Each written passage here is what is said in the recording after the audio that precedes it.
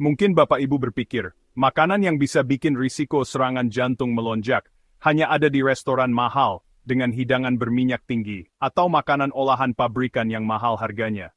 Tapi tahukah Anda, ada makanan yang murah meriah, bahkan sering jadi lauk atau tambahan di meja makan sehari-hari, yang bisa meningkatkan risiko serangan jantung secara signifikan hanya dalam 24 jam setelah dikonsumsi. Ini adalah rahasia yang jarang dibahas di media massa. Bahkan sebagian besar orang tidak menyadari bahwa makanan yang mereka anggap biasa saja bisa jadi bom waktu bagi kesehatan jantung. Banyak orang salah mengira bahwa masalah jantung hanya datang dari makanan yang jelas-jelas tidak sehat, padahal ada yang tersembunyi di sekitar kita. Jika Bapak Ibu menonton video ini sampai selesai, Anda tidak hanya akan tahu makanan mana yang harus dihindari, tapi juga akan mendapatkan panduan lengkap untuk menjaga kesehatan jantung agar tetap prima, bahkan bisa hidup sehat dan aktif di usia senja, tanpa khawatir serangan jantung mendadak. Sebelum kita mulai lebih dalam, mohon Bapak Ibu, klik tombol like dan subscribe di channel ini, karena informasi penting tentang kesehatan jantung seperti ini perlu sampai ke lebih banyak orang, agar kita semua bisa terhindar dari bahaya yang tidak perlu. Saya paham jika klaim bahwa sebuah makanan biasa bisa meningkatkan risiko serangan jantung hanya dalam 24 jam terdengar terlalu muluk atau bahkan lebay. Banyak dari kita sudah terbiasa dengan informasi yang mengatakan masalah jantung adalah akumulasi selama bertahun-tahun. Jadi ide bahwa efeknya bisa muncul dalam waktu singkat memang sulit dipercaya.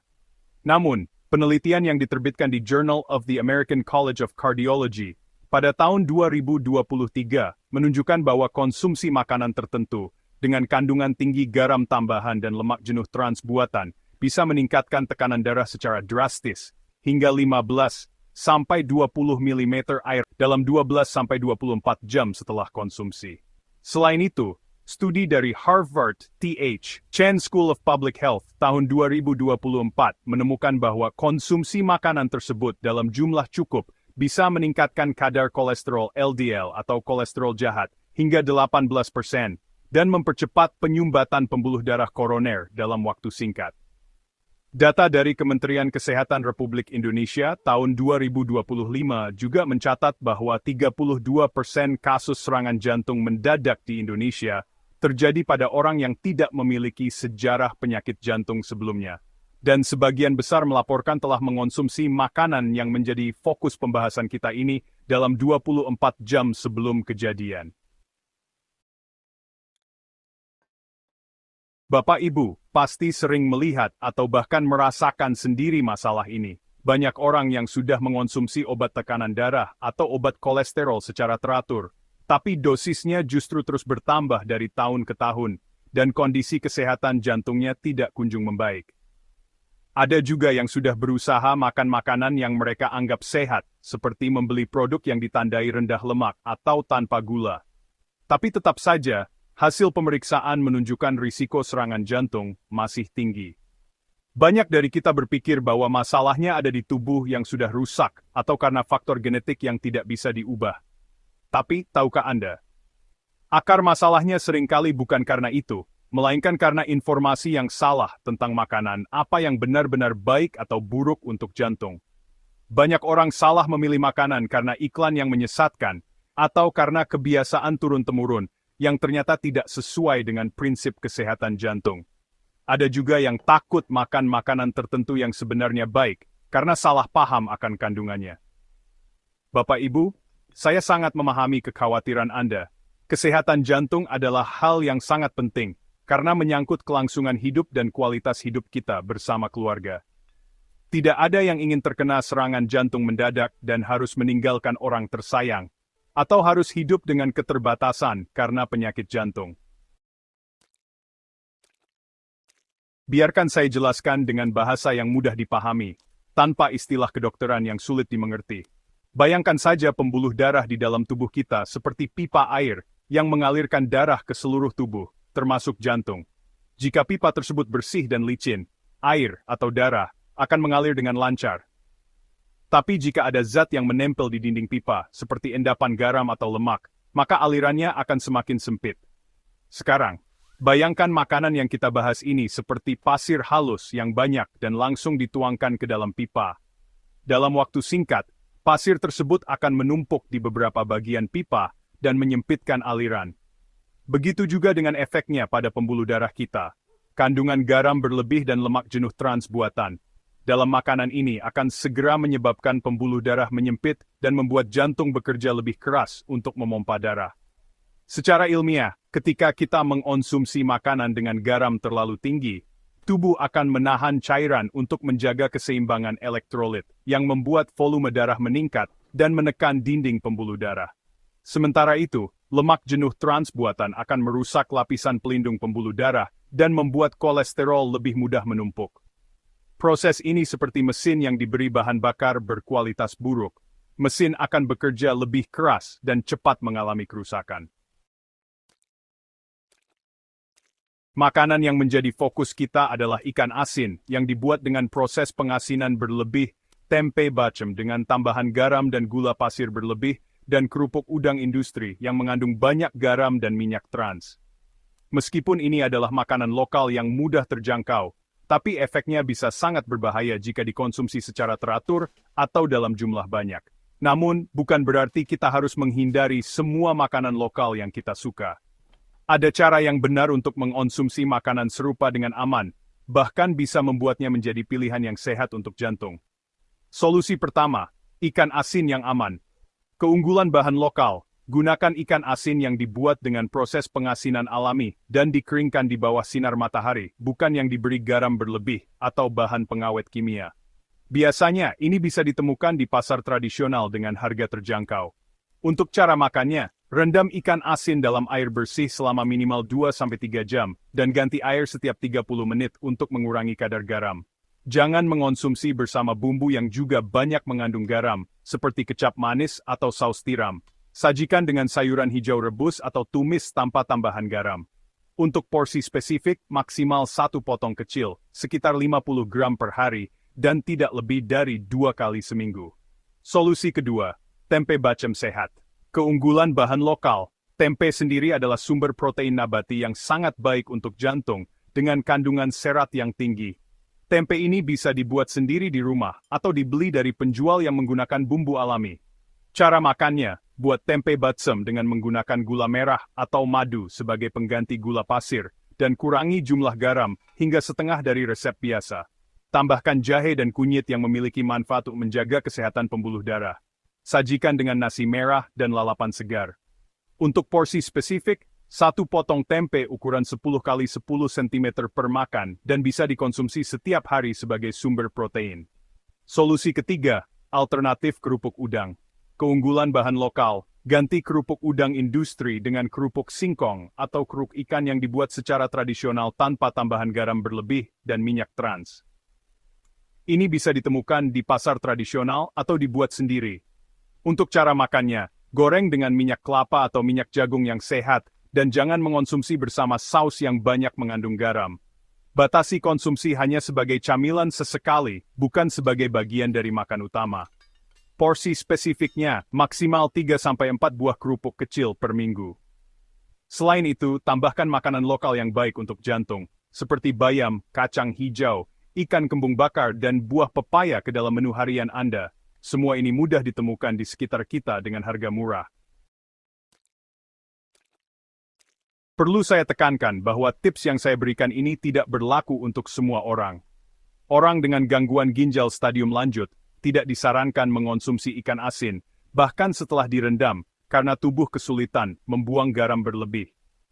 Ibu hamil dan menyusui harus berkonsultasi dengan dokter atau ahli gizi sebelum mengubah pola makan, karena kebutuhan nutrisi berbeda dan perlu memastikan kesehatan bayi. Orang dengan penyakit jantung yang sudah terdiagnosis harus selalu berkonsultasi dengan dokter jantung sebelum mengubah pola makan atau mengonsumsi makanan tertentu, agar tidak mengganggu pengobatan yang sedang berjalan. Orang dengan tekanan darah sangat tinggi atau hipertensi berat perlu menghindari makanan yang pernah menjadi masalah sama sekali, dan fokus pada pola makan yang direkomendasikan oleh dokter. Informasi yang saya bagikan ini berdasarkan bukti ilmiah dan pengalaman praktik, bukan sekadar pendapat pribadi atau mencari perhatian penonton. Semua saran harus disesuaikan dengan kondisi kesehatan masing-masing individu, dan tidak boleh menggantikan nasihat dari dokter yang merawat Anda secara langsung. Hasil yang baik untuk kesehatan jantung tidak akan datang dalam semalam. Butuh konsistensi dalam menerapkan pola makan sehat dan gaya hidup sehat lainnya, seperti berolahraga secara teratur dan menghindari stres berlebih. Jangan terburu-buru atau merasa terpaksa mengubah semua kebiasaan sekaligus, karena hal itu justru sulit untuk dipertahankan. Mari kita mulai dari satu hal sederhana besok pagi. Coba ganti satu makanan yang berisiko dengan alternatif sehat yang saya sarankan. Misalnya, jika biasanya Anda makan ikan asin dengan nasi pagi hari, cobalah menggantinya dengan telur rebus dan sayuran segar. Atau jika biasanya makan kerupuk sebagai camilan, gantilah dengan potongan buah pepaya atau melon. Semoga Bapak Ibu semua selalu diberikan kesehatan yang baik, bisa menikmati hidup bersama keluarga dengan penuh kebahagiaan, dan terhindar dari semua bahaya penyakit jantung. Semoga informasi yang saya bagikan ini bermanfaat dan bisa membantu kita semua hidup lebih sehat dan berkualitas. Amin. Untuk sarapan, yang bisa dinikmati antara pukul 6:30 hingga 7 pagi, ada dua pilihan menu sehat. Opsi pertama adalah bubur kacang hijau. Bahannya terdiri dari kacang hijau lokal, gula merah, sedikit garam dan daun pandan. Cara membuatnya, rebus kacang hijau hingga lembut, lalu tambahkan gula merah dan sedikit garam. Masak sampai bubur mengental. Sajikan hangat tanpa tambahan santan manis. Menu ini kaya serat dan kalium, yang baik banget untuk menjaga tekanan darah tetap stabil. Opsi kedua, telur dadar sayur dengan nasi merah. Bahannya telur ayam lokal, bayam, wortel, nasi merah, dan sedikit minyak kelapa. Tumis sayur dengan sedikit minyak, masukkan adonan telur, lalu orak-arik hingga matang. Sajikan bersama satu mangkuk kecil nasi merah. Menu ini merupakan sumber protein dan zat besi yang mendukung kesehatan pembuluh darah. Jadi dua pilihan sarapan ini, enggak cuma enak, tapi juga sangat bermanfaat untuk kesehatan jantung Anda. Untuk makan siang, antara pukul 12 sampai 1 siang, ada dua pilihan menu sehat yang bisa Anda coba. Pilihan pertama adalah ikan kembung bakar dengan lalapan. Gunakan ikan kembung segar, bumbu bakar alami seperti jahe, kunyit, jeruk nipis, dan sedikit garam, serta lalapan segar seperti selada, kemangi, dan mentimun lokal. Bumbui ikan dengan bumbu alami, lalu bakar hingga matang. Sajikan bersama satu mangkuk nasi merah dan lalapan segar. Menu ini kaya omega 3 yang membantu menurunkan risiko penyumbatan pembuluh darah. Pilihan kedua adalah tempe balsam sehat dengan tumis kangkung.